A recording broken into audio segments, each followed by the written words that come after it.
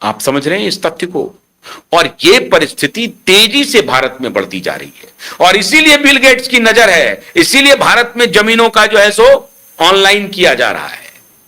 तो उनका, क्योंकि वो बहुत एक वन ऑफ द लैंडलॉर्ड है वो अमेरिका में, इसलिए यहां आकर के वो कृषि में घुसने की खेल चला रहा था। इसलिए जो कुछ भी कह लीजिए, कृषि आंदोलन को जैसे भी कह लीजिए, भगाया इस बिल गेट्स को।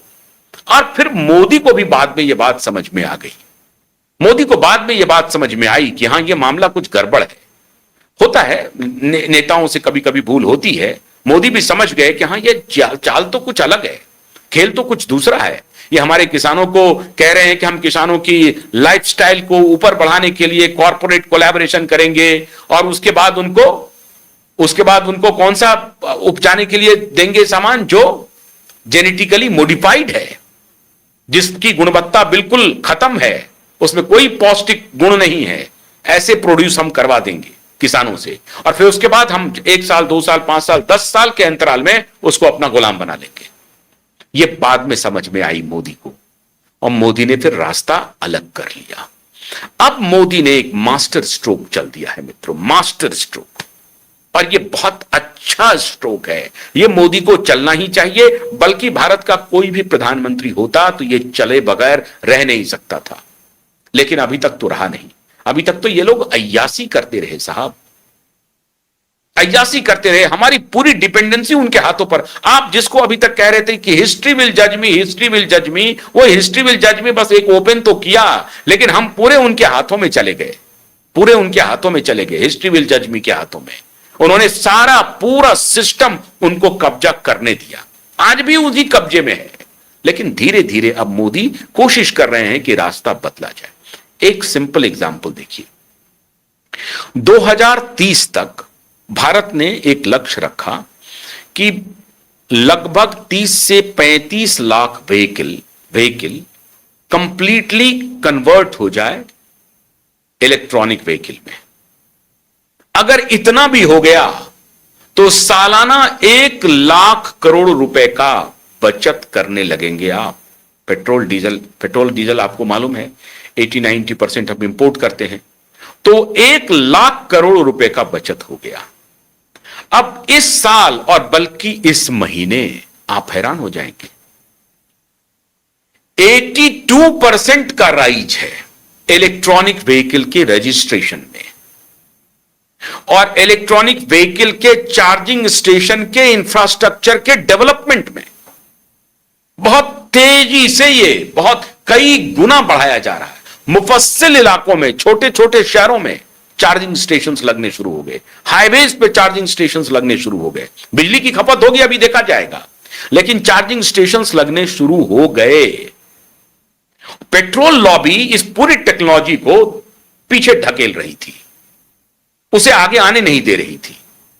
इलेक्ट्रॉनिक पूरा रिवॉल्यूशन पूरे भारत में हो रहा था, तो काहे क्या रहे थे कि भाई बिजली की इतनी खपत होगी, वो बैटरी को सस्टेन करने के लिए, ये करने के लिए, रिचार्ज करने के लिए इतनी खपत होगी कि पोल्यूशन हो जाएगा।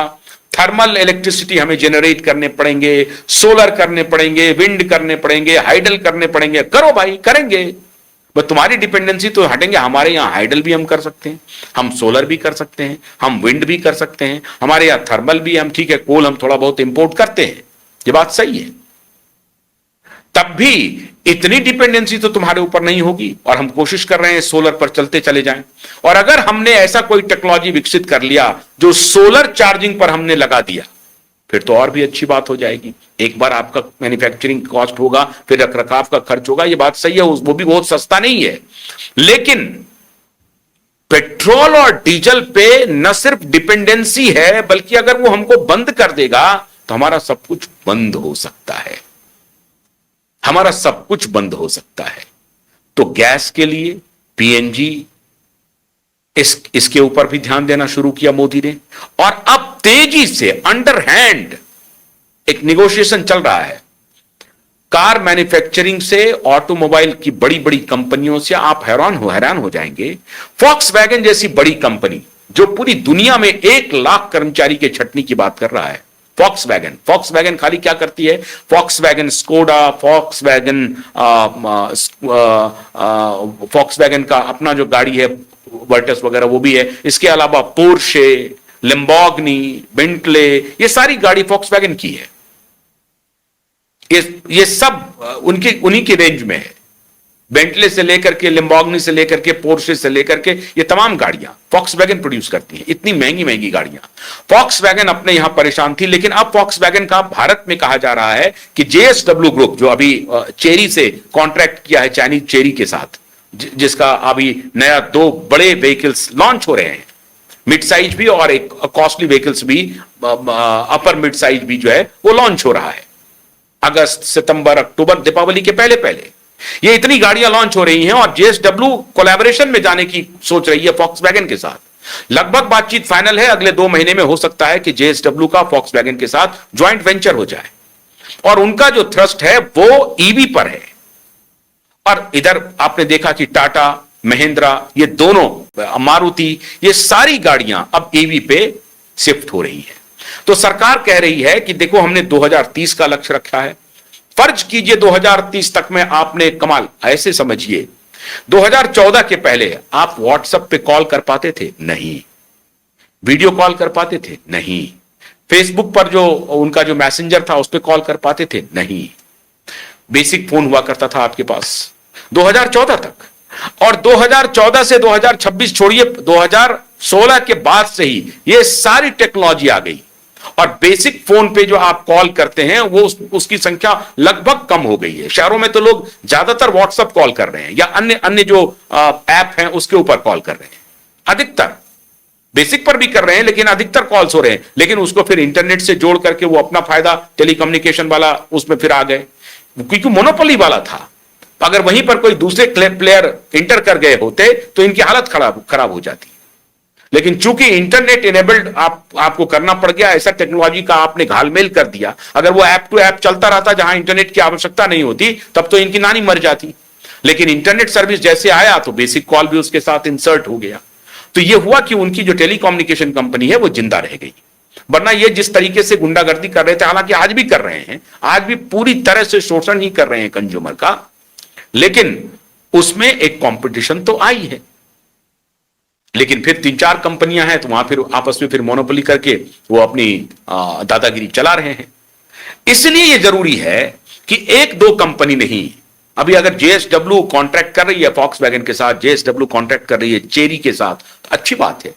लेकिन आप कल्पना कीजिए, अगर भारत ने ईवी पे सारी शिफ्ट कर दी, अपनी सारी व्हीकल अगर शिफ्ट हो गई आने वाले दिनों में, तो 14 से 15 लाख करोड़ रुपया सालाना भारत बचा लेगा। अब मान लीजिए 1-2 लाख करोड़ रुपया ईवी पे खर्चा भी हो जाए, फिर भी 14-15 लाख, 12-13 लाख करोड़ रुपए भारत के खजाने में बच जाएगा। और अगर 12-13 लाख करोड़ रुपए बच गए, क्या होगा फिर? मिरेकल होगा या नहीं होगा? और तब हमारे यहां क्या है, एक ऐसा पॉपुलेशन है जो पूरी दुनिया में सबसे बड़ा बोनांजा भारत के पास है। यंग हैंड है हमारे यहां। 30 वर्ष से कम आयु के जो हमारे यहां आबादी है वो 65% से ज्यादा है। तो ये यंग हैंड कामगार हैंड है। ये एजिंग पॉपुलेशन जापान की तरह नहीं है, या यूरोप के एजिंग पॉपुलेशन वाले देश जैसा नहीं है। अमेरिका की भी हालत खराब है, लेकिन भारत अकेला दुनिया में देश है जो यंग पॉपुलेशन का सबसे बड़ा बाजार होने वाला है। तो प्रोडक्शन के क्षेत्र में भी ये जाएगा और उपभोग के क्षेत्र में भी जाएगा। जो प्रोडक्शन करेगा वही उपभोग भी करेगा। तो हमारा पॉपुलेशन पूरी दुनिया के सामने एक सबसे बड़ा बोनांजा है।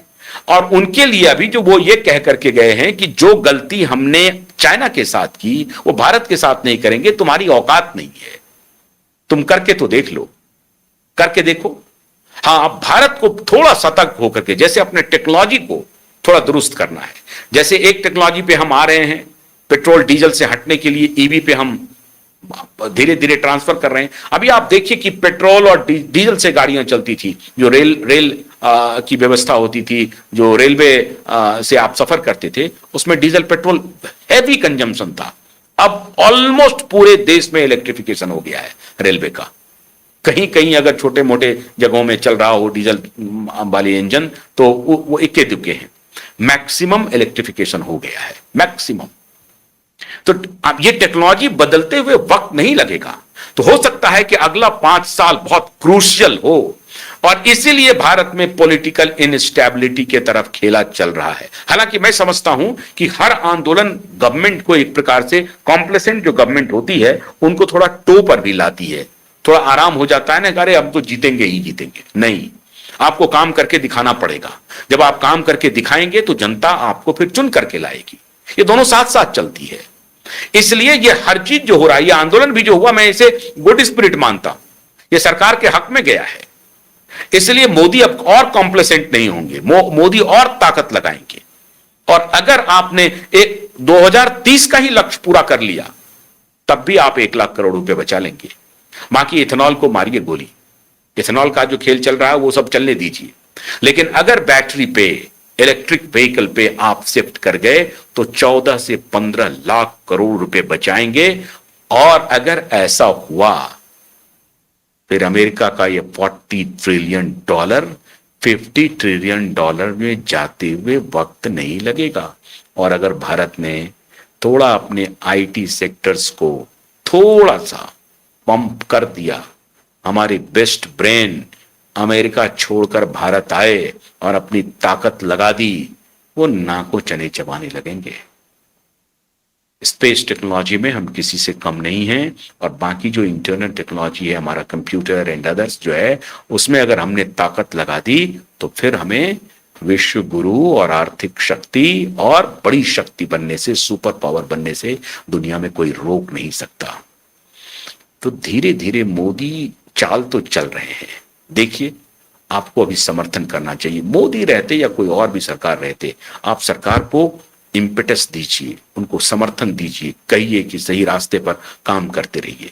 मोदी चल रहे हैं $40 ट्रिलियन के चाल में, अमेरिका अभी फंसा है। अमेरिका आगे और घुटने टेकेगा। बहुत बहुत शुक्रिया, नमस्कार।